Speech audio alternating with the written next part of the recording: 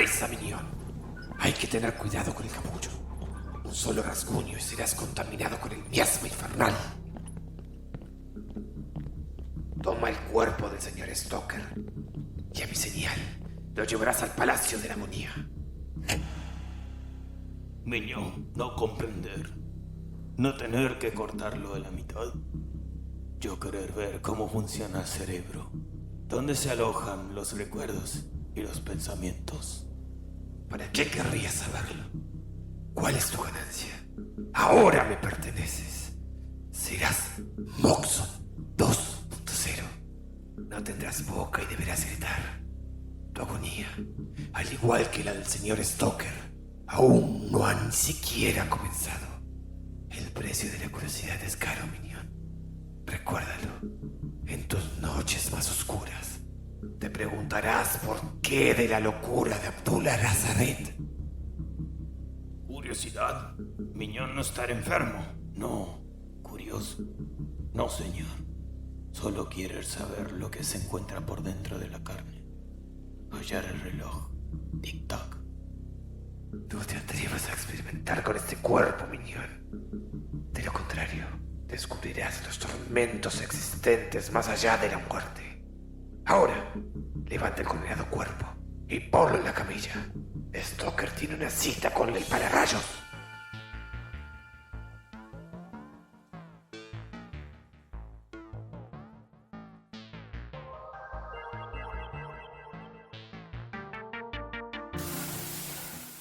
Bienvenidos a la tercera temporada del Bazar de los Tormentos.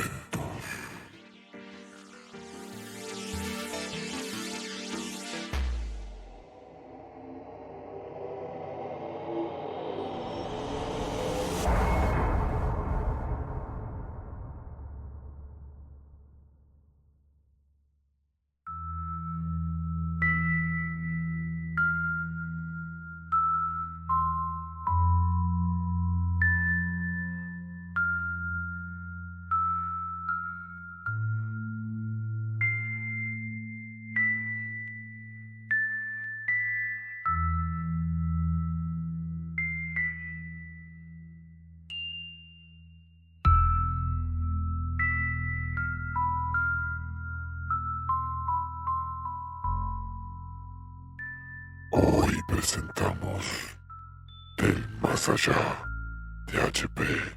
Lovecraft.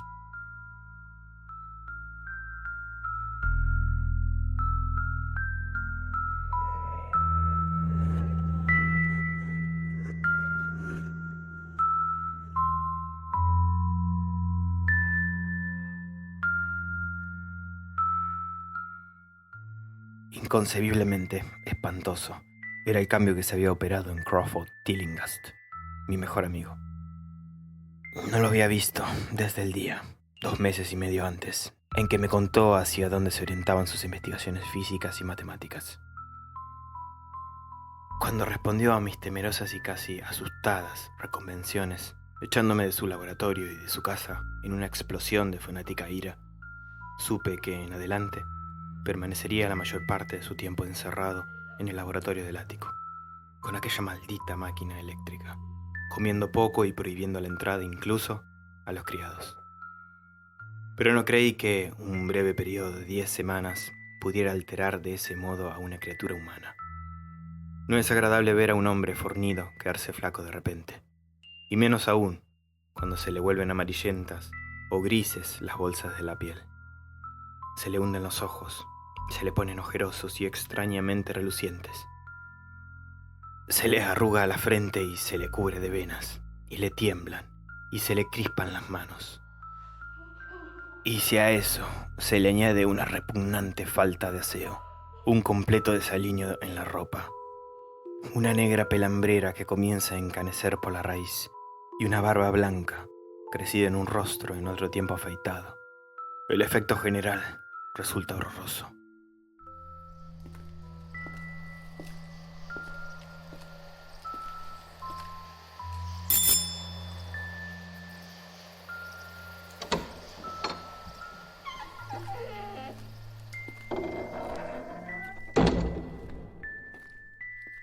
Pero ese Era el aspecto de Crawford Tillinghast, la noche en que su casi incoherente mensaje me llevó a su puerta.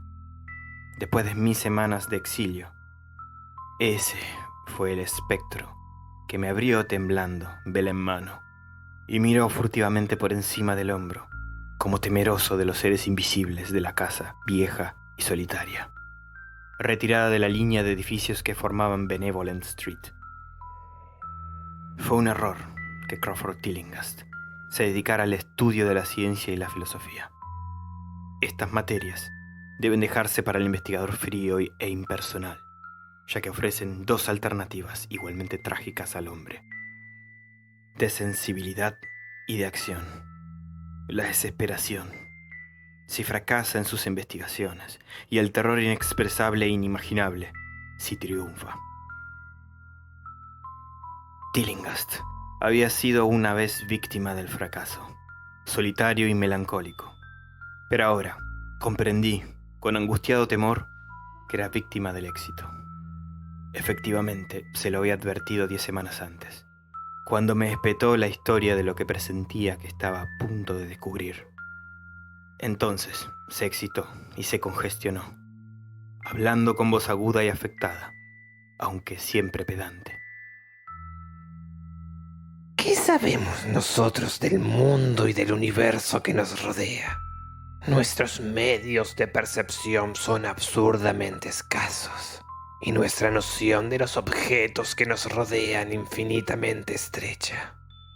Vemos las cosas solo según la estructura de los órganos con que las percibimos, y no podemos formarnos una idea de su naturaleza absoluta. Pretendemos abarcar el cosmos completo e ilimitado con 5 débiles sentidos, cuando otros seres dotados de una gama de sentidos más amplias y vigorosas, o simplemente diferente, podrían no solo ver de manera muy distinta las cosas que nosotros vemos, sino que podrían percibir y estudiar mundos enteros de materia, de energía y de vida que se encuentran al alcance de la mano, aunque son imperceptibles a nuestros sentidos actuales. Siempre he estado convencido de que esos mundos extraños e inaccesibles están muy cerca de nosotros, y ahora creo que he descubierto un medio de traspasar la barrera. No bromeo. Dentro de 24 horas, esa máquina que tengo junto a la mesa generará ondas que actuarán sobre determinados órganos sensoriales existentes en nosotros en estado rudimentario o de atrofia. Esas ondas nos abrirán numerosas perspectivas ignoradas por el hombre, algunas de las cuales son desconocidas para todo lo que consideramos vida orgánica. Veremos lo que hace aullar a los perros por las noches y enderezar las orejas de los gatos después de las 12. Veremos esas cosas y otras que jamás ha visto hasta ahora ninguna criatura. Transpondremos el espacio, el tiempo y las dimensiones, y sin desplazamiento corporal alguno, nos asomaremos al fondo de la creación. Cuando oí a Tillinghast decir estas cosas, lo amonesté, porque lo conocía lo bastante para sentirme asustado, más que divertido. Pero era un fanático, y me echó de su casa. Ahora, no se mostraba menos fanático, aunque su deseo de hablar se había impuesto a su resentimiento, y me había escrito, imperativamente, con una letra que apenas reconocía. Al entrar en la morada del amigo, tan súbitamente metamorfoseado en gárgola temblorosa, me sentí contagiado del terror que parecía acechar en todas las sombras. Las palabras y convicciones manifestadas 10 semanas antes parecían haberse materializado en la oscuridad que reinaba más allá del círculo de luz de la vela, y experimenté un sobresalto al oír la voz cavernosa y alterada de mi anfitrión. Deseé tener cerca a los criados, y no me gustó cuando dijo que se habían marchado todos hacía 3 días. Era extraño que el viejo Gregory, al menos, hubiese dejado a su señor, sin decírselo a un amigo fiel como yo. Era él quien me había tenido al corriente sobre Tillinghast, desde que me echara furiosamente. Sin embargo, No tardé en subordinar todos los temores a mi creciente curiosidad y fascinación. No sabía exactamente qué quería Crawford Tillinghast ahora de mí, pero no dudaba que tenía algún prodigioso secreto o descubrimiento que comunicarme. Antes lo había censurado sus anormales incursiones en lo inconcebible. Ahora se había triunfado de algún modo. Casi compartía su estado de ánimo, aunque era terrible el precio de la victoria. Lo seguí, escaleras abajo por la vacía oscuridad de la casa.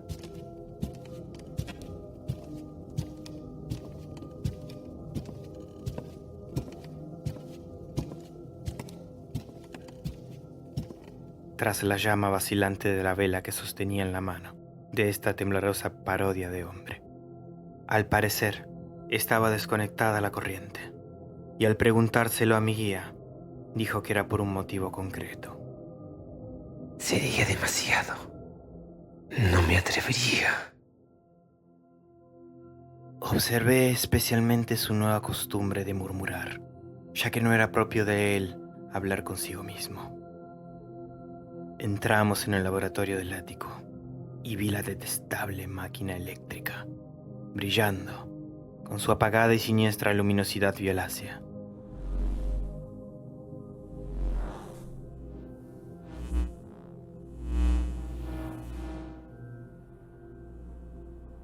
Estaba conectada a una potente batería química, pero no recibía ninguna corriente, porque recordaba que, en su fase experimental, chisporroteaba y zumbaba cuando estaba en funcionamiento.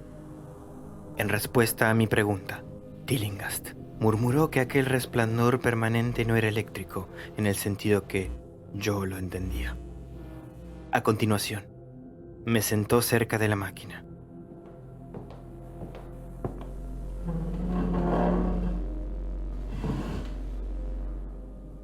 De forma que quedaba a mi derecha, y conectó un conmutador que había debajo de un enjambre de lámparas. Empezaron los acostumbrados chisporroteos, se convirtieron en rumor y finalmente en un zumbido tan tenue que daba la impresión de que había vuelto a quedar en silencio. Entretanto, la luminosidad había aumentado, disminuido otra vez y adquirido una pálida y extraña coloración, o mezcla de colores, imposible de definir ni describir. Tillinghast había estado observándome y notó mi expresión desconcertada. ¿Sabes qué es eso? Rayos ultravioleta. Tú creías que eran invisibles. Y lo son. Pero ahora pueden verse. Igual que muchas otras cosas invisibles también. ¡Escucha! Las ondas de este aparato están despertando los 1000 sentidos aletargados que hay en nosotros. Sentidos que heredamos durante los cebos de evolución que medían del estado de los electrones inconexos al estado de humanidad orgánica. Yo he visto la verdad y me propongo enseñártela. ¿Te gustaría saber cómo es? Pues te lo diré. Tus órganos sensoriales. Creo que los oídos en primer lugar captarán muchas de las impresiones, ya que están estrechamente conectados con los órganos aletargados. Luego lo harán los demás. ¿Has oído hablar de la glándula pineal? Me río de los superficiales endocrinólogos, colegas de los embaucadores y advenedizos freudianos. Esa glándula es el principal de los órganos sensoriales. Yo lo he descubierto. Al final es como la visión, transmitiendo representaciones visuales al cerebro. Si eres normal, esa es la forma en que debes captarlo casi todo. Me refiero a casi todo el testimonio del más allá.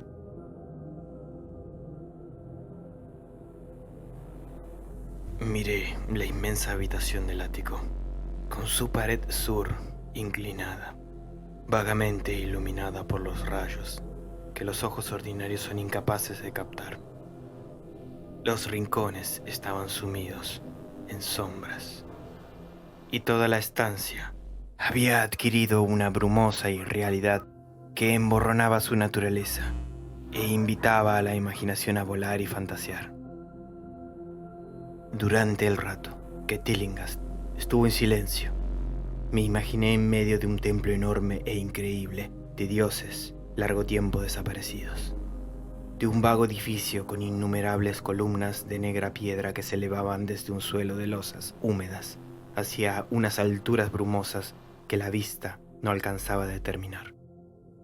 La representación fue muy vívida durante un rato, pero gradualmente fue dando paso a una concepción más horrible, la de una absoluta y completa soledad en el espacio infinito, donde no había visiones ni sensaciones sonoras.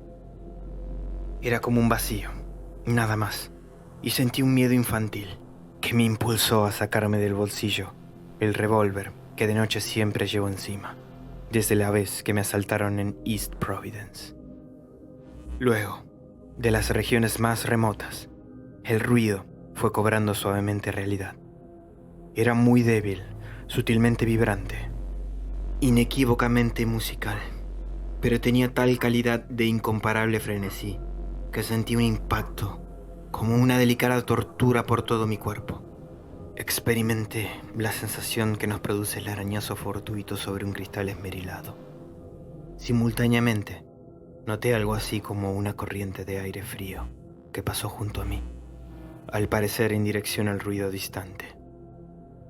Aguardé con el aliento contenido y percibí que el ruido y el viento iban en aumento, produciéndome la extraña impresión de que me encontraba atado a unos raíles por los que se acercaba una gigantesca locomotora.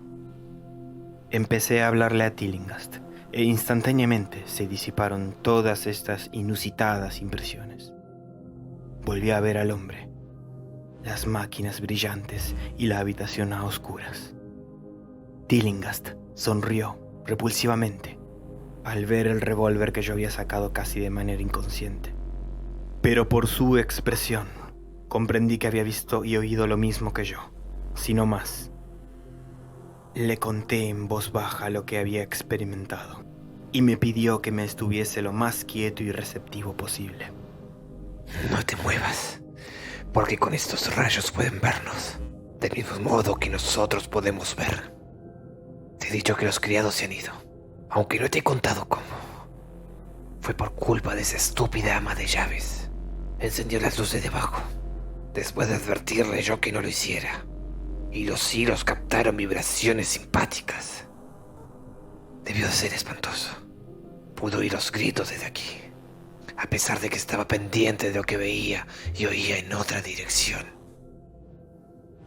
Más tarde, me quedé horrorizado al descubrir montones de ropa vacía por toda la casa. Las ropas de la señora Updike estaban en el vestíbulo, junto a la llave de la luz. Por eso sé que fue ella quien encendió. Pero mientras no nos movamos, no correremos peligro. Recuerda que nos enfrentamos con un mundo terrible en el que estamos prácticamente desamparados. ¡No te muevas! El impacto, combinado de la revelación y la brusca orden, me produjo una especie de parálisis. Y en el terror, mi mente se abrió otra vez a las impresiones procedentes de lo que Tillinghast llamaba el más allá. Me encontraba ahora en un vórtice de ruido y movimiento acompañados de confusas representaciones visuales. Veía los contornos borrosos de la habitación, pero de algún punto del espacio parecía brotar una hirviente columna de nubes o formas imposibles de identificar que traspasaban el sólido techo por encima de mí, a mi derecha. Luego, volví a tener la impresión de que estaba en un templo, pero esta vez los pilares llegaban hasta un océano aéreo de luz, del que descendía un rayo cegador a lo largo de la brumosa columna que antes había visto. Después, la escena se volvió casi enteramente calidoscópica, y en la mezcolanza de imágenes, sonidos e impresiones sensoriales inidentificables, sentí que estaba a punto de disolverme o de perder, de alguna manera, mi forma sólida. Siempre recordaré una visión deslumbrante y fugaz. Por un instante, me pareció ver un trozo de extraño cielo nocturno, poblado de esferas brillantes que giraban sobre sí. Y mientras desaparecía, vi que los soles resplandecientes componían una constelación o galaxia de trazado bien definido. Dicho trazado correspondía al rostro distorsionado de Crawford Tillinghast. Un momento después, sentí pasar unos seres enormes y animados, unas veces rozándome y otras caminando o deslizándose sobre mi cuerpo supuestamente sólido. Y me pareció que Tillinghast los observaba como si sus sentidos más avesados pudieran captarlos visualmente. Recordé lo que había dicho de la glándula pineal y me pregunté qué estaría viendo con ese ojo preternatural. De pronto, me di cuenta de que yo también poseía una especie de visión aumentada. Por encima del caos de luces y sombras, se alzó una escena que, aunque vaga, estaba dotada de solidez y estabilidad. Era en cierto modo familiar, ya que lo inusitado se superponía al escenario terrestre habitual, a la manera como la escena cinematográfica se proyecta sobre el telón pintado de un teatro. Vi el laboratorio del ático, la máquina eléctrica y la poco agraciada figura de Tillinghast enfrente de mí. Pero no había vacía la más mínima fracción del espacio que separaba todos estos objetos familiares.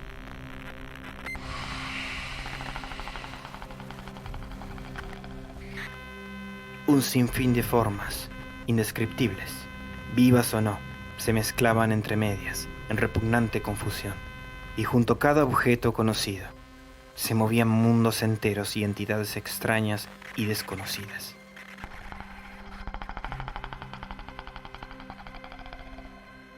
Asimismo, parecía que las cosas cotidianas entraban en la composición de otras desconocidas, y viceversa. Sobre todo, entre las entidades vivas, había negrísimas y gelatinosas monstruosidades que temblaban flácidas, en armonía con las vibraciones procedentes de la máquina. Estaban presentes en repugnante profusión, y para horror mío descubrí que se superponían, que eran semifluidas, y capaces de interpenetrarse mutuamente y de atravesar lo que conocemos como cuerpos sólidos.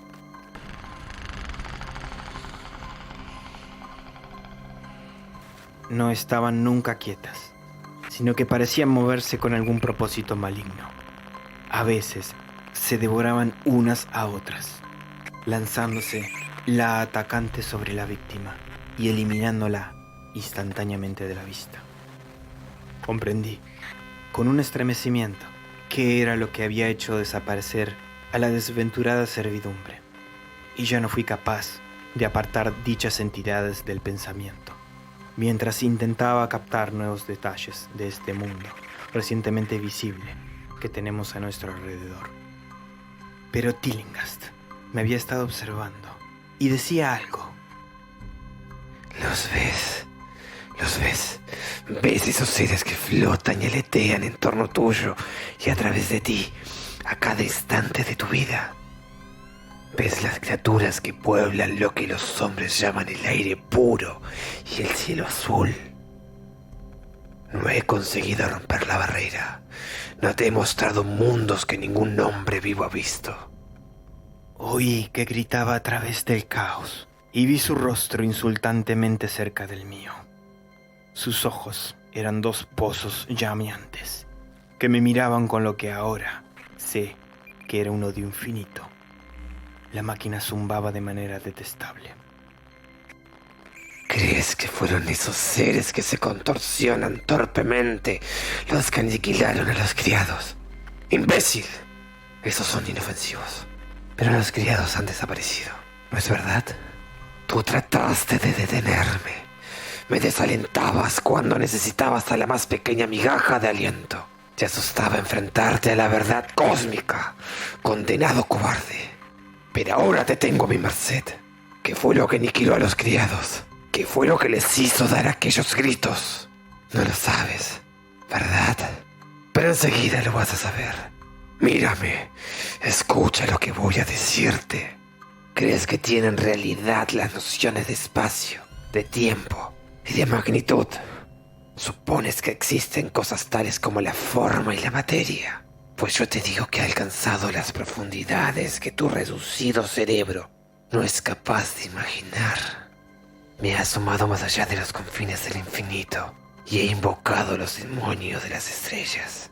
He cabalgado sobre las sombras que van de mundo en mundo, sembrando la muerte y la locura. Soy el dueño del espacio. ¿Me oyes? Y ahora hay entidades que me buscan. Seres que devoran y se disuelven, pero sé la forma de eludirlas. Es a ti a quien tomarán, como tomaron a los criados. Se remueve el Señor. Te he dicho que es peligroso moverse. Te he salvado antes al advertirte que permanecieras inmóvil, a fin de que vieras más cosas y escuchases lo que tengo que decir. Si te hubieses movido, hace rato que se habrían arrojado sobre ti. No te preocupes, no hacen daño, como no se lo hicieron los criados. Fue al verlos lo que les hizo gritar de aquella forma a los pobres diablos. No son agraciados, mis animales favoritos. Vienen de un lugar cuyos cánones de belleza son muy distintos. La desintegración es totalmente indolora. Te lo aseguro. Quiero que lo veas. Yo estuve a punto de verlos, pero supe detener la visión. ¿No sientes curiosidad? Siempre he sabido que no eres científico. Estás temblando, ¿eh? Temblando de ansiedad por ver las últimas entidades que he logrado descubrir. ¿Por qué no te mueves? Entonces, ¿estás cansado? Bueno, no te preocupes, amigo mío, porque ya vienen. Mira, mira, maldito, mira, ahí, en tu hombro izquierdo.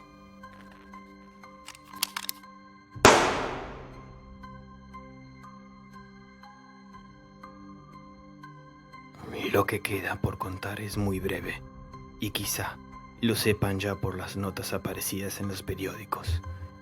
La policía oyó un disparo en la casa de Tillinghast y nos encontró allí a los dos. A Tillinghast muerto y a mí inconsciente. Me detuvieron porque tenía el revólver en la mano, pero me soltaron 3 horas después, al descubrir que había sido un ataque de apoplejía lo que había acabado con la vida de Tillinghast, y comprobar que había dirigido el disparo contra la dañina máquina que ahora yacía inservible en el suelo del laboratorio. No dije nada sobre lo que había visto, por temor a que el forense se mostrase escéptico, pero por la vaga explicación que le di, el doctor comentó que sin duda yo había sido hipnotizado por el homicida y vengativo demente. Quisiera poder creerle. Se sosegarían mis destrozados nervios si dejara de pensar lo que pienso sobre el aire y el cielo que tengo por encima de mí y a mi alrededor. Jamás me siento a solas ni a gusto. Y a veces, cuando estoy cansado, tengo la espantosa sensación de que me persiguen. Lo que me impide creer en lo que dice el doctor es este simple hecho, que la policía no encontró jamás los cuerpos de los criados que dicen que Crawford Tillinghast mató.